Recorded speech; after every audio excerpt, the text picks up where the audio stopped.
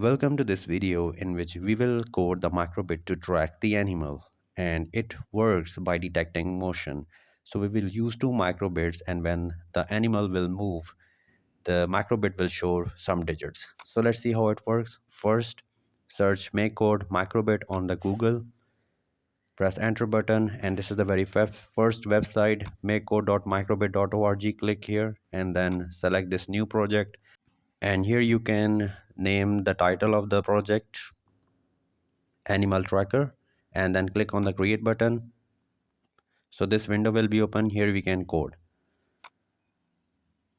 All right, so this is the microbit simulator.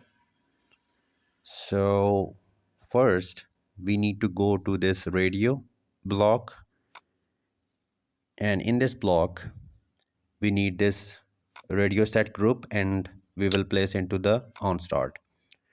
We need another radio set group, and we will set it to into the forever, but first make it to 7 because we need 7 groups. And then go to radio again and drag this radio send group and place into the forever block. Now go to input, and here we need acceleration because acceleration shows that there is some motion. So we need the acceleration block, and we will place it into the radio send group, and here we will change it to y. So change it to y, and here you can see on the two microbit simulators this ax has been changed to ay. All right, and now go to radio block again, and here we need this block on radio received, and go to basic, and we will need this show number. Place it here,